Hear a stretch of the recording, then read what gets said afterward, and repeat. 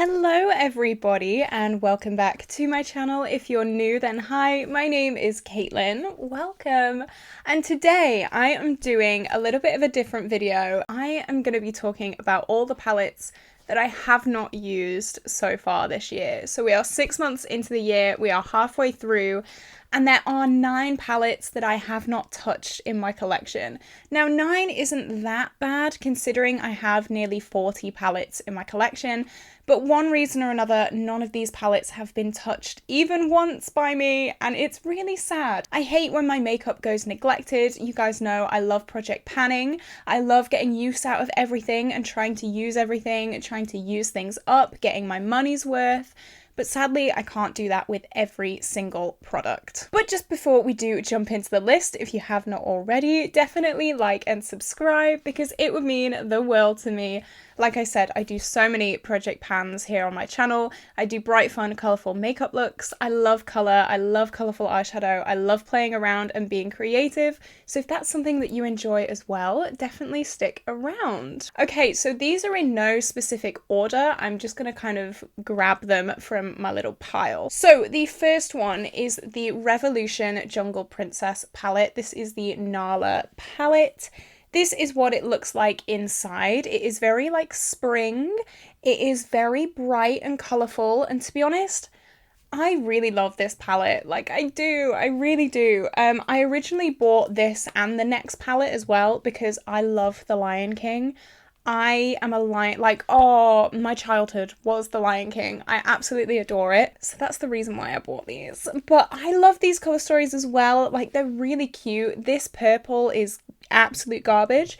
But other than that, like, I do like this colour story, but it's just something that's not been linking with my other project pans recently. It's not really rolled into much. Yeah, I don't know. It is perfect for this time of year, like bright.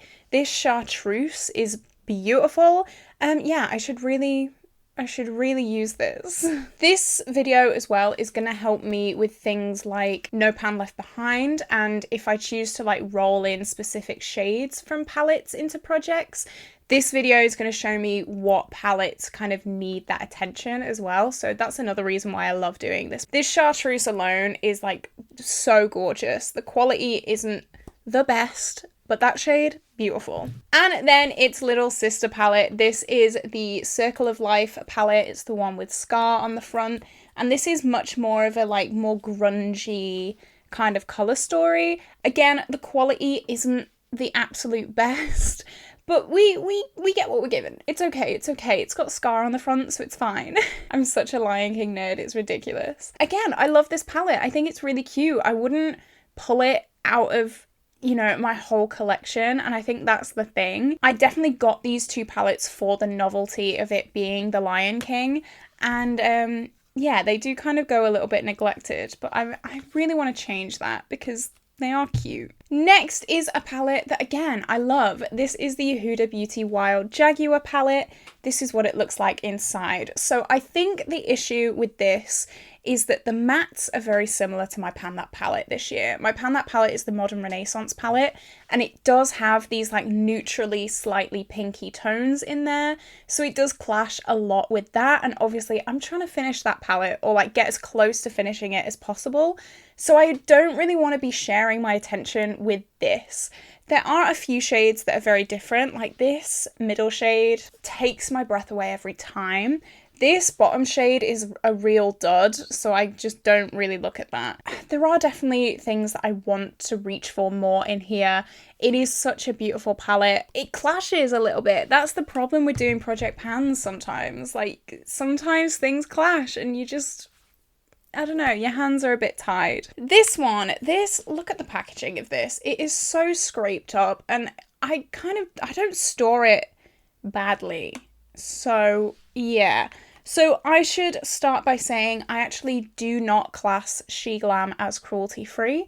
They do not test on animals, but the conditions for their workers, for me, I just can't class that as cruelty-free because the conditions are most definitely cruel. So I don't know, my definition for cruelty-free goes beyond animal testing.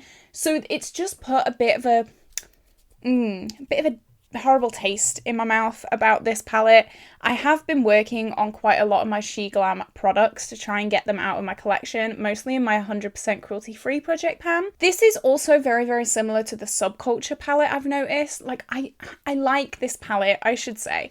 Like, this blue, gorgeous. This, like, goldy green, gorgeous. Like, love it. But it's just like, ooh, doing more research into Shein and Sheglam, it's just made me a bit like, but I also don't want to declutter it because I do like the palette. So I don't really know what to do with this. I might roll it in to a project level up, maybe. I'm thinking of maybe hand selecting my next project level up palette just to kind of keep it fresh, especially if we're going into the higher levels. It's got a bad taste in my mouth. So next we have two Colourpop palettes. The first one is the That's Taupe palette. Again, I love this palette. Like, this was very, very close to being my Pan That palette this year. However, as I said, I did pick the Modern Renaissance palette, and that has very, very similar shades. Again, it's like a neutral palette. It's got this dark brown. It's got this warm kind of mid-tone brown. It's got, you know, more cooler tones. I don't want to split the love, especially when, as I said, I'm trying to focus so hard on my Modern Renaissance. I want to get as much done out of that palette this year as possible. So yeah, this sadly has been neglected. I know that I've got 6 months to think about this, but I'm already thinking about my next year Pan That palette. And a part of me really does want to use some Colourpop shades, maybe make a Colourpop BYOP, or this palette, or I just don't know. I really don't know. I'll probably make a video later on in the year about it, get your guys' opinions and things like that, things that you want to see. But this palette has been neglected so much. Even last year it was pretty neglected, and you know, I do like it. I don't want to declutter it because I do enjoy it. I don't know, it just clashes with my neutrals. Then we have the Frozen Elsa palette. This is what this one looks like.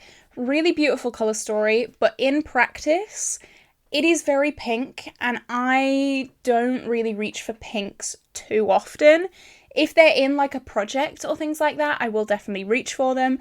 But again, these two shades at the bottom, very, very similar to Love Letter from my Pan That palette. You know what I mean? It's just difficult. It really is. I think Fairy Lights would go really nicely with my Pan That palette, actually. Cuddle Close, I've been working on Cube from the Subculture palette, which is a dupe of this. As I said, it's just really difficult to share the love when you do so many project pans. But hopefully in the last 6 months of this year, I'll roll this into something or try and get some use out of this. Because again, I don't want things to be neglected. It does make me sad. Again, speaking of neglected, and because of my Pan That palette, this is my Soft Glam palette. This has a lot of repeat shades from the Modern Renaissance. So Tempera is in the Modern Renaissance, Burnt Orange is in the Modern Renaissance, Cypress Umber is also in the Modern Renaissance. It's difficult. These two pans were hit in Pan Those Eyeshadows projects last year, I think.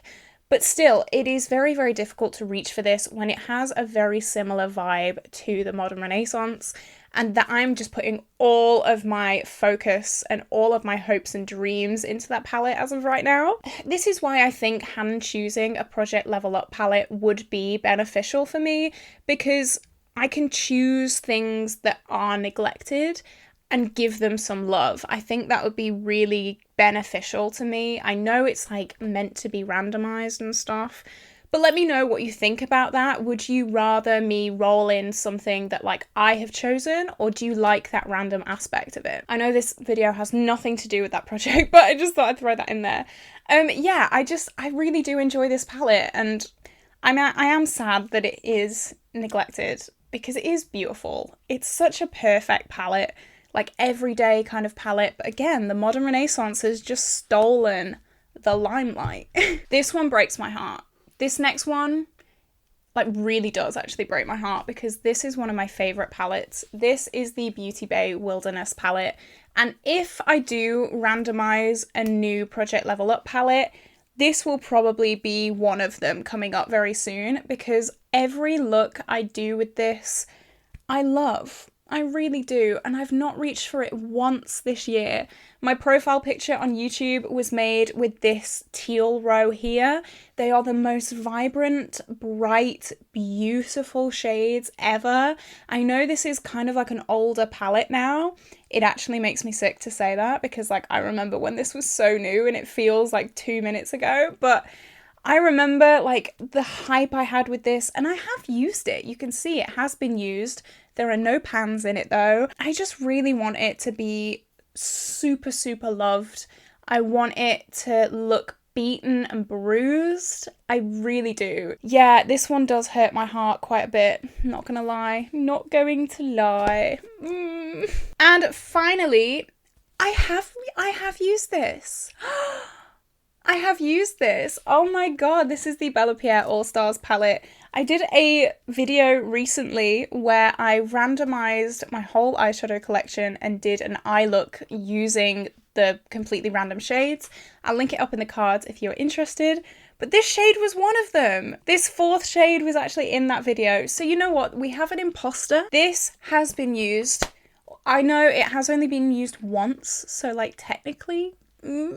But we do have an imposter, so you are an attention seeker. You can go. Okay, so a little bit of a false alarm with that last one, but these are the palettes that have not been used so far this year. I do want to roll them into projects. I do want to get some use out of them, especially the Wilderness palette because it is, it has my heart. It really, really does.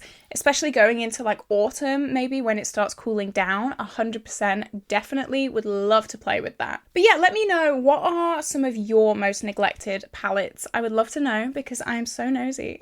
Also, let me know what you think about my Project Level Up little dilemma. I would love to know about that. Any like advice I would be 100% up for hearing. How is your project panning going? Let me know. Yeah, and this is it. I hope you all have an absolutely incredible day. I'm gonna love you and leave you, and I will see you tomorrow for a new video, and it's gonna be my deck of panning update tomorrow, so stick around for that. Okay, bye!